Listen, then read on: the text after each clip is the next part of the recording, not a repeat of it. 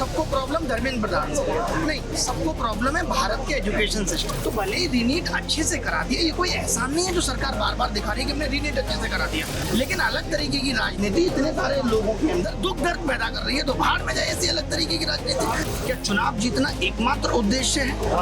आप राजनीतिक party join करने वाले हैं कि मैं सीधे पूछ लेता हूँ? नहीं, बिल्कुल भी नहीं। मुझे राहुल गांधी ने बुलाया कि भाई मैं पेपर लीक समझना चाहता हूँ। आपने कहा पेपर लीक उद्योग चल रहा है, मैंने मोदी जी की बात रिपीट की। मैंने उनको बोला मैं समझाऊंगा।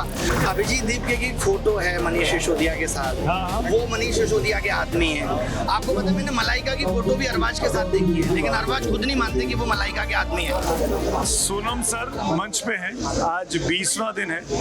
टाइम्स नाउ नवभारत आज जंतर मंतर पर मौजूद है और सोनम सर के इस प्रोटेस्ट के बीच में जो इस वक्त वो अभिजीत दीपके के साथ आपको मंच पे दिखाई दे रहे हैं यहाँ जंतर मंतर पर, मैं चाहूँगा मेरे साथ कुछ मेहमान भी मौजूद हैं, उनसे भी हम बातचीत करेंगे और जिस वक्त सोनम सर ठीक करेंगे उनके पास भी चलेंगे, उनसे भी हम बात करने की कोशिश करेंगे। छात्रों के साथ, युवाओं के साथ पेपर के मामले में जो भी एग्जामिनेशन होते हैं उसमें बहुत से लूप होल्स हैं, बहुत सी खामियां। आप तो लगातार बच्चों से बात करते हैं, आप मुझे समझाइए क्या ये रास्ता है?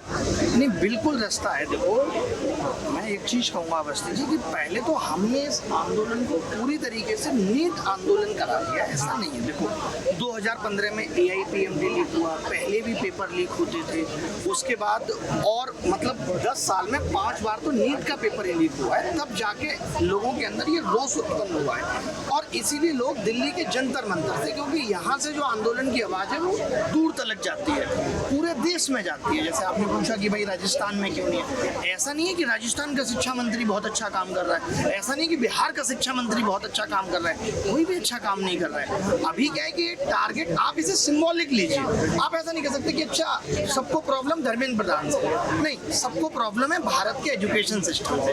सबको आपके प्रोटेस्ट का चेहरा जो है वो धर्मेंद्र प्रधान है। हाँ, आपके धर्मेंद्र प्रधान हटे तो मैसेज जाए कि सरकार बिल्कुल सुनती है। सरकार सुनती है और सरकार भी चाहती है कि हम इस देश की शिक्षा व्यवस्था को ठीक करना चाहते हैं। सरकार ने रीनीट किया, सक्सेसफुली किया। वही अब देखिए एक बात बताइए, आपने मान लेते किसी एक ने चोरी की, आपने चोरी का धन उससे छीन लिया, तो क्या चोर को अब सजा ना दी जाए कि उसने धन खुद से भी वापस कर दिया? सजा तो देनी होगी ना।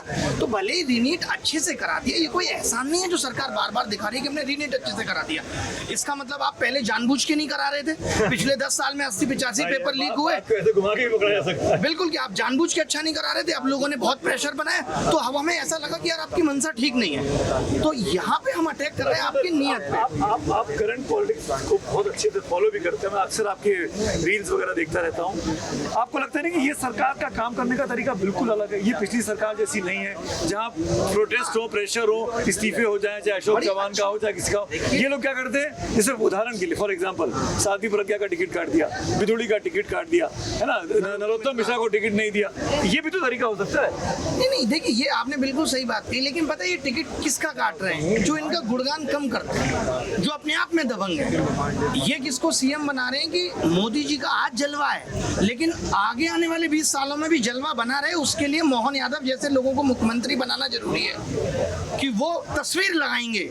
मोदी जी नहीं भी रहेंगे, भजनलाल शर्मा तस्वीर लगाएंगे, क्योंकि सोचिए किसी को भी उठा के, आपको कोई उठा के मुख्यमंत्री बना दे यार, आप जिंदगी भर एहसान भूल जाएंगे उसका। लोग किसी की शादी में 50,000 रुपए ध्यान दे देते, वो नहीं भूलते। तो अभी भी ये जो चीजें हो रही है, ऐसा नहीं हो रही कि योग्यता को देख के हो रही है कि मान लेते नरोत्तम मिश्रा अच्छा काम नहीं करते थे, आपने हटा के किसी ऐसे आदमी को सौंपा है जो वाकई में अच्छा काम कर रहा है। ऐसा गलत पे ये कहाँ बोल रहा है? मोहन यादव पे प्रॉपर्टी के मामले में इंडियन एक्सप्रेस की रिपोर्ट थी, कितने आरोप लगे, कोई जवाब आया नहीं आया, कोई जवाब नहीं आता। मोदी जी का किसी बात पे नहीं जवाब आता। जवाब किस बात पे आता है? नितिन नवीन को बड़ा दिखाना है कि वो बंदा कैसे बचपन से लेकर के अब तक। ये तो हर पार्टी में है, ये हर पार्टी में जो टॉप लीडरशिप है वो अपनी पसंद के लोग बिठा देती है। वही तो, आप तो राजनीति बदलने आए थे, फिर आपने बदला क्या? हमें तो उम्मीद आपसे ये थी, जैसे आपने कहा कि ये नए तरीके की राजनीति करते हैं। अगर अलग तरीके की अलग तरीके की राजनीति अगर अच्छी हो तो सबके लिए अच्छा है, लेकिन अलग तरीके की राजनीति इतने सारे लोगों के अंदर दुख दर्द पैदा कर रही है, तो भाड़ में जाए ऐसी अलग तरीके की राजनीति। अलग का मतलब क्या है? अलग अच्छे के सेंस में होना चाहिए। अलग का मतलब ये नहीं है कि खराब कर दिया, अलग तो उर्फी जावेद भी कर रही है, उससे क्या मतलब है?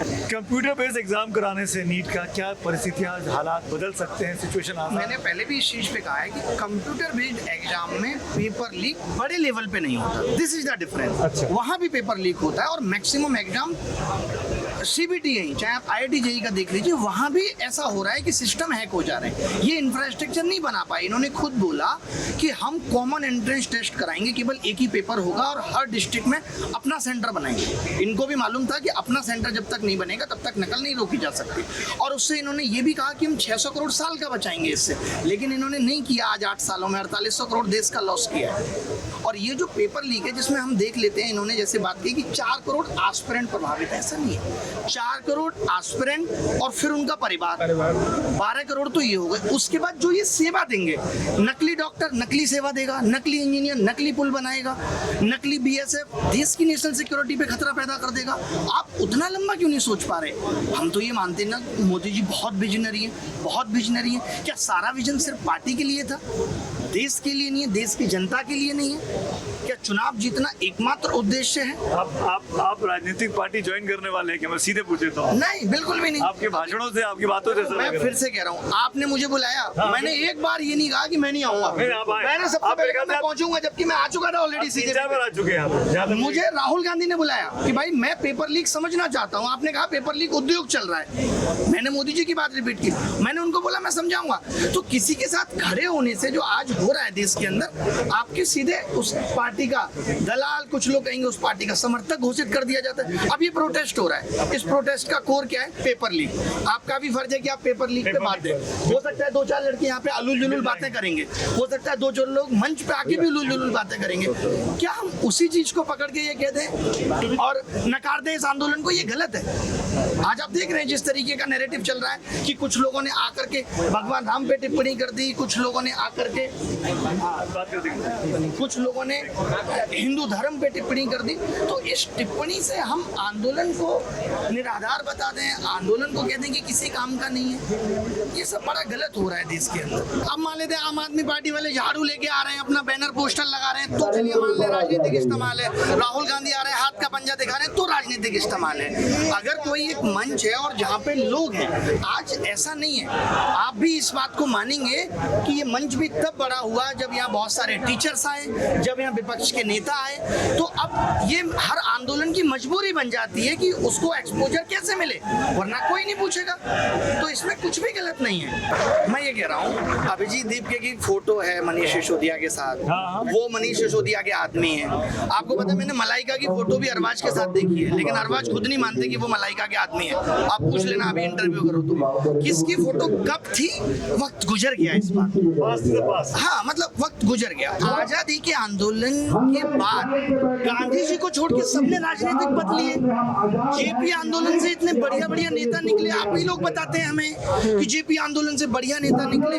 अरविंद अन्ना आंदोलन से नेता निकले। अन्ना का क्या था कि भाई अगर पार्टी बनाई और केंद्र में आ जाती तो हो सकता है लोकपाल आ जाता, लेकिन उस आंदोलन की बदौलत कांग्रेस गई और बीजेपी आई, तो लोकपाल बनाने की जिम्मेदारी बीजेपी की ज्यादा थी, उन्होंने नहीं बनाई। और अगर अरविंद केजरीवाल ने धोखा दिया, अरविंद केजरीवाल ने प्रॉमिस किया कि सादा जीवन जीऊंगा, एसी में नहीं रहूंगा, चप्पल पहनूंगा, उन पे शीश महल में रहने के इल्जाम लग गए।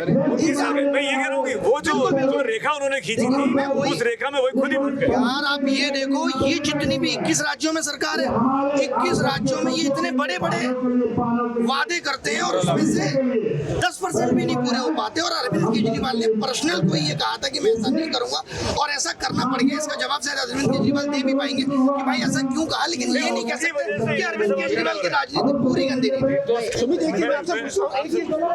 ये बहुत जरूरी है। सोनम वांगचुक देश के एसेट है। सोनम वांगचुक ने इस देश के लिए जो किया वो हम और आप जीवन में नहीं कर सकते। तो सोनम वांगचुक सुरक्षित बने रहे, हम सबके बीच में मौजूद रहे, तमाम एग्जाम्पल सेट करते रहे इंटरनेशनल सोसाइटी के लिए।